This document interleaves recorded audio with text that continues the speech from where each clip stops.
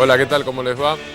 Una de las discusiones en el mundo en las últimas décadas, diría, por lo menos de 1979, sino antes, desde la revolución de los ayatolas, es Irán. Y la relación entre Irán, y no solo la Argentina, que es un tema que vino muchísimo después, básicamente la relación entre Irán y los Estados Unidos, o entre Irán y las grandes potencias, hace muy pocos días hubo un acuerdo entre las grandes potencias, los 5 del Consejo de Seguridad más Alemania, con Irán de monitoreo nuclear, para que Irán no fabrique la bomba atómica, para que no tenga armas nucleares. Fue muy poco analizado en la Argentina. Más allá de alguna comparación que después vamos a preguntar sobre si hay relación entre ese acuerdo y el acuerdo que firmó la Argentina, fue muy poquito analizado. Y en general, uno tiene la sensación, y la convicción ya a esta altura por el análisis, de que algunas cosas en el mundo tienen relación directa con la Argentina, algunas se hacen pensando en la Argentina, pero otras, como este es un país chico, es un país de porte chico, y no tiene una presencia estratégica, ni molesta ni tiene capacidad de daño por un lado, y tampoco es especialmente un blanco, salvo en el sector financiero. Entonces, algunas de las cosas que suceden sobre la Argentina hay que deducirlas. Hay que mirar políticas de los Estados Unidos y pensar qué efecto puede tener esto sobre la Argentina. Estamos con Kachik Derguasian, que es profesor de la Universidad de San Andrés y profesor de la Universidad Nacional de Lanús, experto en política internacional, investigador. Kachik, gracias por estar con nosotros. Un gusto, Martín. Si vos tuvieras que situar, ahora vamos a ver enseguida un disparador, pero si vos tuvieras que situar el acuerdo entre las grandes potencias e Irán, ¿qué representa como novedad? ¿Que cambió el régimen iraní o que por lo pronto hay una decisión de los Estados Unidos y también de los iraníes de convivir? Me inclinaría para el segundo, pero es todavía temprano para decir convivir. Yo restringiría ese acuerdo en el contexto del Tratado de No Proliferación. Es un acuerdo importante en el sentido de la debilidad de este régimen que se venía en los últimos 10 años, sino más, y este acuerdo marca una diferencia, hay un antes y un después. Limitar la capacidad de Irán en el enriquecimiento del uranio, bajar a 5.000 los centrales y no permitir que trascienda cierto nivel, o sea, no llegar al 90% del enriquecimiento del uranio por los próximos 25 años, bueno, es un paso importante. Y además, todos los acuerdos de los mecanismos de control, que es lo más importante en cualquier acuerdo. Ahora, por supuesto, el desafío es ver cómo se va a implementar esto. Pero yo creo que es uno de los acuerdos más importantes de los últimos tiempos. Es un logro en primer lugar de Obama, indica algo en el cambio de Irán desde Ahmadinejad hasta Rouhani, pero hacer de este acuerdo como el gran punto de inflexión para un cambio en el Medio Oriente es todavía temprano para Es muy temprano. Es muy temprano para decir. Yo te decía recién, tenemos un video preparado sobre esto, si querés lo vemos y comentamos el primero. Ahí va. Today, the United States, together with our allies and partners, has reached a historic understanding with Iran, which, if fully implemented, will prevent it from obtaining a nuclear weapon. I'm pleased that today, with the negotiations, 23 months negotiations of the Islamic Republic of Iran and the 6 main powers, today we have been able to reach a new point, a new level. Joining us now is the man himself, 2016 Republican presidential candidate, now #1 in the latest poll with 17%, Donald Trump. Sir, how are you? They're the #1 state sponsor of terror. They repeatedly say they're going to destroy Israel. 5 days ago, they were chanting death to Israel, death to the U.S., and burning our flags. What is your thoughts on even sitting down with them? You know, I just look at this deal, it's so ridiculous. And not to mention the fact, which to me is very important, all of the money that they're getting, Sean, but how about the 4 prisoners? Why aren't we getting our 4 prisoners out? Kerry said he didn't want to complicate the negotiation by asking for 4 prisoners. As you know, they're celebrating in the streets of Iran They're going wild in the streets of Earth. They made a phenomenal deal. It's just incredible. This is amateur night. I've never seen anything like it. This has been a long time coming. The Islamic Republic of Iran has been advancing its nuclear program for decades. By the time I took office, Iran was operating thousands of centrifuges, which can produce the materials for a nuclear bomb. And Iran was concealing a covert nuclear facility. I made clear that we were prepared to resolve this issue diplomatically, but only if Iran came to the table in a serious way. The deal that we have out there, in my view, from what I know of it thus far, is unacceptable. It's going to hand a dangerous regime billions of dollars in sanctions relief while paving the way for a nuclear Iran. And this isn't about Democrats or Republicans. It's not a partisan issue at all. It's about right versus wrong.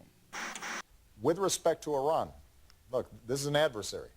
They are anti-American, anti-Israel, anti-Semitic. They sponsor terrorist organizations like Hezbollah. Sounds like a good partner for peace. Probably, well, as has been said frequently, you don't make peace with your friends. Uno no hace la paz con los amigos, dice Obama, y lo explica ante el pie. ¿Es así? Es cierto. A ver, si no había un problema con la proliferación en el caso de Irán, ¿por qué empezar estas negociaciones? ¿Y cuál era la alternativa de las negociaciones? No hay alternativa. La alternativa es una guerra. La alternativa no es una guerra. La alternativa era un bombardeo nuclear. Sí. Porque los planes nuclear, que perdón, un bombardeo nuclear, no un bombardeo. Absolutamente. Yo creo que no había forma de destruir de un golpe o dos golpes todas las instalaciones que tenía Irán hasta ahora. Y por lo tanto, cualquier iniciativa de esta envergadura tenía un gran potencial para llegar a un bombardeo nuclear. Evidentemente, no probablemente de parte de Estados Unidos, pero Israel estaba preparando, muchas veces declararon que estaban preparando a dar este paso. Iba a ser un desastre.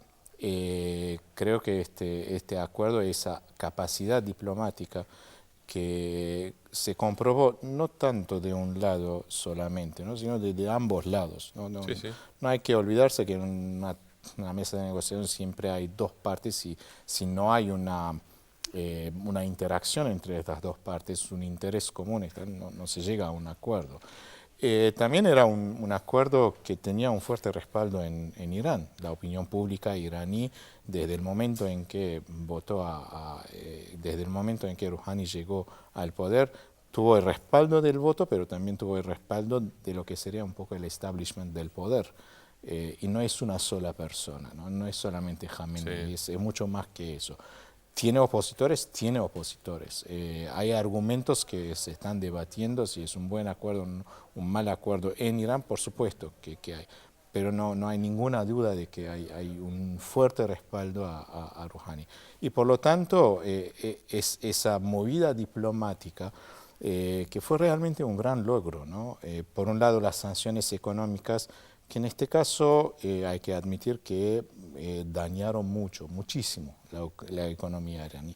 Irán se aisló del resto del mundo y pudieron, creo que no es un logro menor, que con todas las diferencias que Estados Unidos tenía con Rusia, por ejemplo, con todas las diferencias que podría llegar a tener con China. Que tiene, digamos, esa postura mucho más pragmática, ¿no? De hacer negocios y no tanto calcular la consolidación de regímenes como el Tratado de No Proliferación, etc. Bueno, lograr que Rusia y China se sumen y entren en este proceso de negociación es importante. Digo, hasta ahí se le cerraron las puertas a Irán para hacer negocios y eso internamente duele, se sintió el peso de las sanciones internacionales. Al mismo tiempo, digamos, hubo habilidad de negociación de parte de los dos equipos y el acuerdo, vuelvo a repetir, en el contexto del Tratado de No Proliferación es un acuerdo positivo. No hay que tener muchas ilusiones de que esto hoy en día abre un nuevo futuro para el Medio Oriente. Todavía esto no. ya lo dijiste 2 veces. Esto no resolvió el tema del Medio Oriente. Por supuesto que no. ¿Qué es lo que puede no digo resolver, pero ¿a qué puede ayudar en términos más o menos inmediatos en el Medio Oriente? ¿Es sí. correcto si yo te digo que Estados Unidos apuesta por la relación con los estados realmente existentes o con alguno de los estados realmente existentes? Irán es uno. Antes la apuesta era por la desarticulación de los estados, y no estoy calificando a los regímenes de esos estados, ¿no? Ni Siria, ni Libia, ni Irak, digo, era para la desarticulación y el resultado fue desastroso. Parece apostar, tal vez porque en el caso de Irán no le queda otra salida, puede ser eso, parece apostar por el estado existente contra otros peligros nuevos, ISIS. Es un reconocimiento de que cualquier futura estabilidad del Medio Oriente, y me cuesta todavía hablar de un acuerdo de paz. Sí. Hablo de estabilidad en términos de un equilibrio de poder. Cualquier futuro de estabilidad, disminución de un riesgo, de un estallido en la región, necesita a Irán estar en la mesa de negociaciones. Lo que han demostrado los últimos 10 años, o sea, desde la llegada de Ahmadinejad a la presidencia, el perfil alto, provocativo y expansión de influencia y poder en Irán en el Medio Oriente, que fue la combinación de dos factores. En primer lugar, desde luego, digamos, la caída del régimen de Saddam Hussein, que por toda la debilidad que tenía servía de alguna forma una suerte de contención a la expansión de la influencia de Irán a través de esa diferencia entre chiitas y sunitas. Y el segundo factor, evidentemente, la llegada al poder de un presidente que se creyó un poco el salvador de los musulmanes del Medio Oriente, y no dudó en provocar, llegando a los extremos, ¿no?, en sus discursos, etcétera, porque encontró una oportunidad para la expansión de su capacidad. Bueno, eso tiene un límite muy claro. Creo que en Irán, y estoy razonando, ¿no?, la convicción es que Irán puede generar situaciones que pueden hacer fracasar acuerdos donde Irán no está participando o está marginalizado. Sí. Que fue el proyecto de Estados Unidos cuando invadió, ocupó Irak, y cuando no encontró armas de destrucción masiva, pensó en una nueva arquitectura del Medio Oriente, la democratización, etcétera, etcétera. Por lo menos a nivel del discurso. El resto, después la historia dirá. Ahora, por un lado, no es posible, pero por otro lado, Irán no puede imponerse como una potencia regional. No puede ser considerado como el país solamente con el cual se sienta en una mesa de negociación. Considerando esto en una perspectiva bien realista, la gran pregunta, supongo, que la élite iraní se hizo es que ¿para qué me sirve el uranio enriquecido al 90% que me da la posibilidad de tener un arma? ¿Es aprovechable el poder de un arma nuclear por lo que voy a hacer en el Medio Oriente? Y claramente la respuesta es no. O sea, el precio, el costo a pagar es muy alto. Y al fin y al cabo, Irán no es Corea del Norte. Es otra sociedad. La posición geopolítica no es una posición geopolítica tan aislada como Corea del Norte. No puede dejar que su pueblo se muera de hambre. Demográficamente no puede ignorar el hecho de que en el año 2009, en las elecciones, una juventud casi apuesta a una figura como fue la Revolución Verde. No puede ignorar todo esto la élite iraní. Por lo tanto, optó por el camino realista de abandonar el proyecto de enriquecer tener la capacidad de enriquecer el uranio a 90%. Pero tampoco se quiere decir que va a dejar de considerar un liderazgo natural que le viene en defensa en general de los chiitas en el Medio Oriente, y al mismo tiempo entrar en una diplomacia como cualquier país entra, como cualquier país está dispuesto en en hacer. No se le puede negar esto a Irán. Entonces la combinación de estas dos perspectivas hizo que, digamos, Rouhani sea la figura de decir sí a un acuerdo con Khachik, hay, Estados además de Donald Trump, a quien veíamos recién, y de los ultraconservadores norteamericanos, hay un señor muy enojado por el acuerdo, que es el primer ministro israelí. Fijémonos qué dijo Netanyahu. Why not let this deal get implemented even for just 6 months to see how the Iranians react to inspections, to see how this thing is implemented before trying to kill the deal? I'm not trying to kill any deal. I'm trying to kill a bad deal. And you say it's a historic decision, a historic deal. It could be a historically bad deal because it leaves the preeminent terrorist state of our time with a vast nuclear infrastructure. Remember, not one centrifuge is destroyed. Thousands of centrifuges will be left spinning uranium. Not a single facility, including underground facilities, nuclear facilities, is being shut down.